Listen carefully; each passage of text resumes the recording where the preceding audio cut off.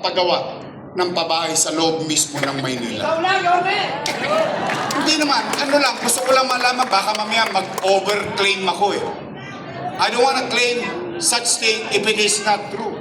Nangyari, pandemya, Nay, Tay, pinamigay na nila nung isang linggo ang San Sebastian Residence, ang San Lazaro Residence, ang Pedro Hill Residence. Pinamigay na nila.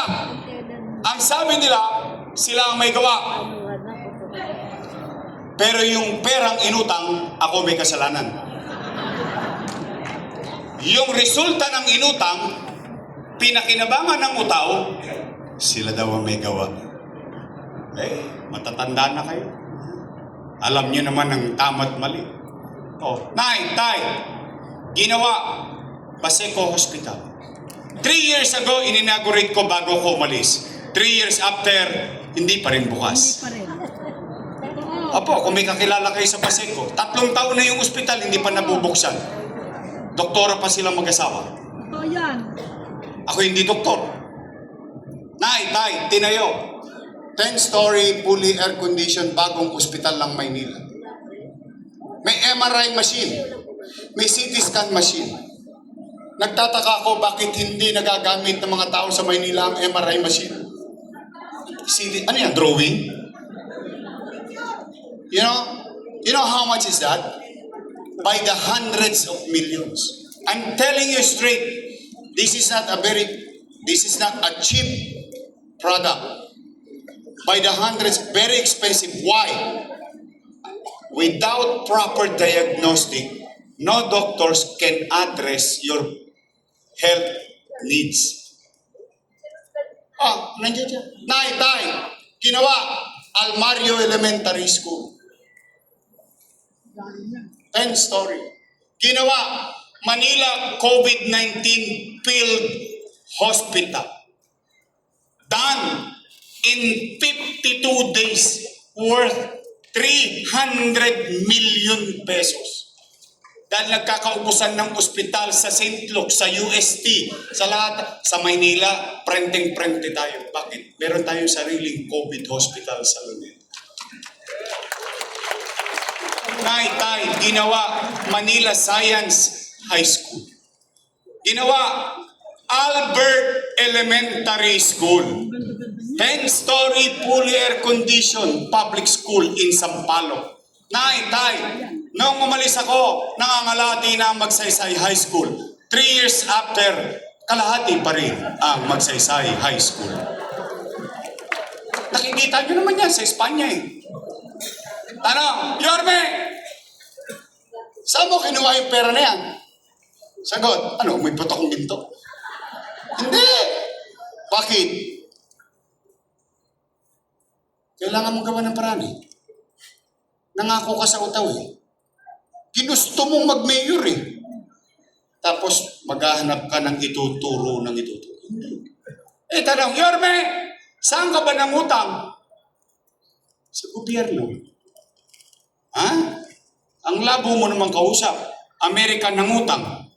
Pilipinas nangutang. Nung pandemya. Lahat ng bansa nangungutang sa pandemya except Singapore. Ikaw nangutang sa gobyerno rin? Opo. Tanong, sino may-ari ng Land Bank of the Philippines? Gobyerno. Sino may-ari ng Development Bank of the Philippines? Gobyerno. Madalit salita. Nay, Tay, mga lolo't lola ko, imumuestra ko. Nakita niyo itong ulo ko? Hanggang pa. Yan ang buong gobyerno. May 2 bulsa. Isa sa wakali, isa sa nangka. Sa kaliwa, ano nakalagay?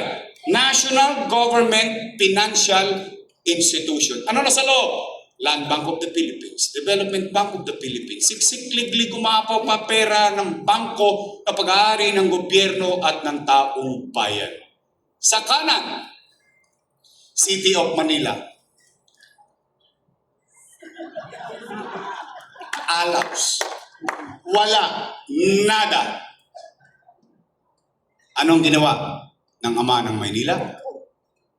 Dumukot sa kaliwa, ilipat sa kanan, para makaraos ang batang Maynila.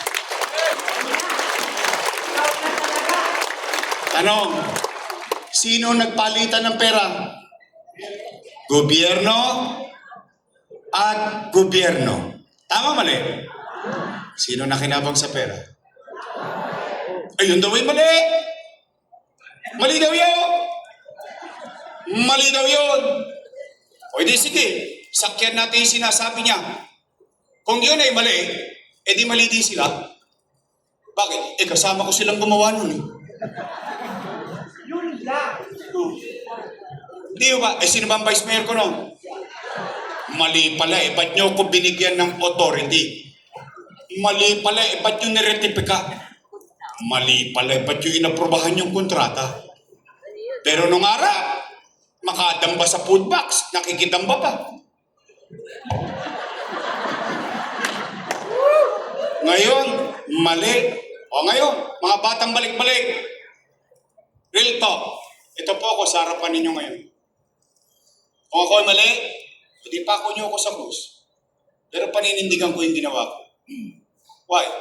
At least isa lang masasabi ko. Kapag lalakad ako sa Tuason, sa Visayas, sa Luzon, sa Mindanao, sama ng sulok ng Palok, tamos ang ilong ko, isa lang masasabi ko. Salamat sa Diyos. Ito tayo lahat. Buhay tayo lahat. Nakaraos tayo.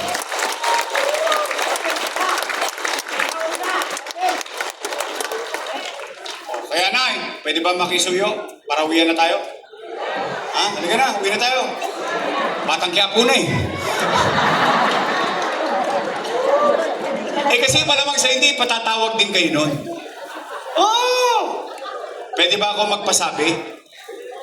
Pag pinatawag na kayo, puntahan ninyo. Karapatan nyo makinig. Oh. Puntahan nyo. Pag sinabi na, utang. Pati utang na loob, lahat na nasisingil sa akin. Basta pagpalpak sa Maynila, ako may kasalanan kahit hindi ako mayor. Bayaan nyo na yun. Naunawaan ko naman yan eh. Politika lang. O, utang. Ay, pasabi naman. Ay, may pinasasabi si Yorme. Puro daw kayo utang. O magsilayas na kayo dyan, siya na lang magbabayad ng utang. Pwede? Promise? Hindi ko naman pera yun eh. Pera niya yun eh. Mas lalong hindi niya pera yun. Pera niya yun. Kaya lang sininop ko lang. Kasi ganun ang pagiging ama. Ganun ang pagiging ina. Ganun ang pagiging magulang.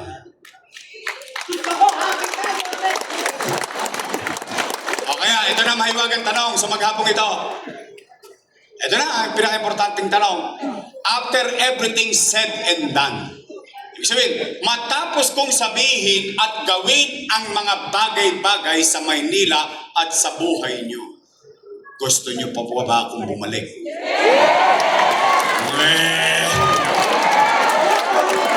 Sigurado kayo sa akin? Baka chinacharot-charot nyo lang ako.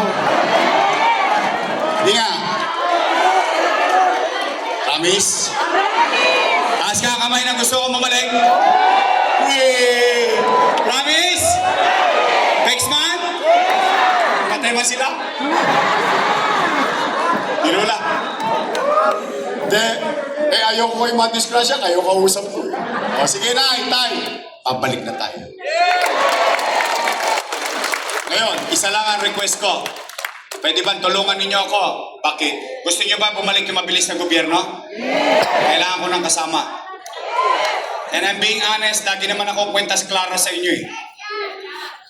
Tay, pakiramdam ko lang. This is not a fact.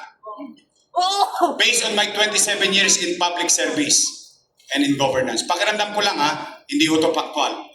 Ang assessment ko, wasak na yung gobyerno ng Maynila. Ang assessment ko lang. Bakit? Ba't ko na-assess ng gano'n? Kayong pasurang hindi nyo makolekta eh, gobyerno pa. Tama? O, gusto nyo makarecover tayo ulit ng mabilis? Kailangan ko na kasama. Pwede straight? Hoy! Mag-iingat kayo ng sagot. Baka mamaya, politiko din kayo. Yung politiko, pag eleksyon, pangako ng pangako. Tama mali? Ngayon, kayo nangangako. Mga taga Sampaloc, sisingilin ko kayo. Pagtapos ang eleksyon, bibili ako ng dibidendaso. Bubuksan ko yan, titignan ko, mga taga balik-balik na to. Ay, nagtotoo. Nagkatawan tao. Oh, after election, nagtotoo kayo. Ako naman ang sigilin niyo. Pwede? Doc Almiron. Hindi tao, hindi hayop. Bagay ito. Romy Bagay.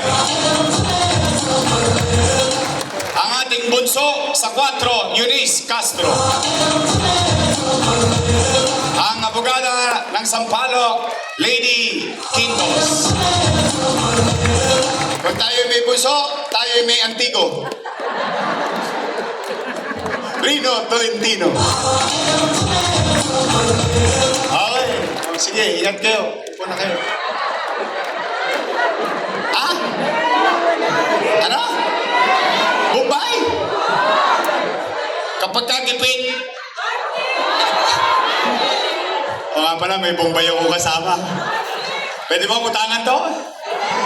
Oh, ang masipag natin ko siya, DJ Bagachi. Oh, ngayon, congratulations, District 4. Why? I'm proud of you. Every time na may ine-elect kayo na congressman, lagi niyong pinapatapos ang term. Inuubos niyo talaga. No matter what, natatapos ang term. For example, Don Bagachi, natapos. Don. Sumunod, Bacani, natapos. Sumunod, Bonoan, natapos. Tapos yung kasalukuyan nating Congressman Maceda, natapos. Kaya lang, every election, iba binoboto nyo. Tama mali? Hindi, napansin ko lang. You choose different character, not on the same branch. Tama mali? Gusto nyo ba maiba naman? Lakasan natin ng konti. Sundin nyo nga ako, JTB! Baka naman. Ang ating congressman, JTB! Mga mahuhusay mag-shoot ng bola. Ika'y Anay, itong vice mayor ko may asim pa. Mukha lang po yan 19. Oh, naintindihan nyo na yun. Takorens na po yan. Graduate ng LaSalle. Political Science major in governance. The assumption is she knows. She knows and understands the rules in the city council. Aral din sa kanyang tatay. 6 years naging vice mayor. Siya po'y graduate ng LaSalle. Daig ko po yan. Ako po'y graduate ng Ateneo.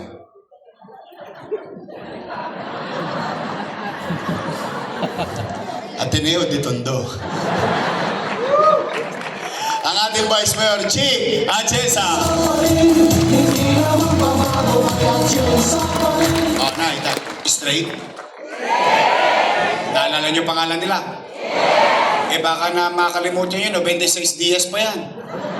96 days. O sige, simple na lang natin yung araw ng pag-uhukom pagdating ng Mayo. Dalawa lang naman ang pagpipilian ninyo. Dalawang grupo lang yan, mapapansin nyo. Dalawa lang. Unang grupo, Yorme's Choice. Matamis. Kabilang grupo, Ladies' Choice. Ayun po may sabi nun, hindi ako. Taba ng utak nyo. Yorme's Choice tayo? Sa inyong puso? Sa kaanak? Sa buong pamilya? Sa lahat ng kaibigan? Maraming salamat po, uwian na. Sa Mayo, para hindi natin makalimutan ang Ladies' Choice, bigyan natin sila ng team song.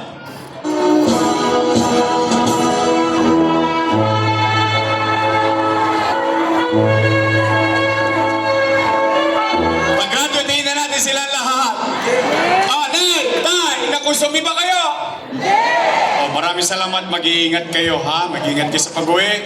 At pagpalain nawa kayo ng buong may kapal. Maraming salamat. Magandang araw. Manila! God first. Thank you. Maraming salamat po, Yorme Isko Moreno.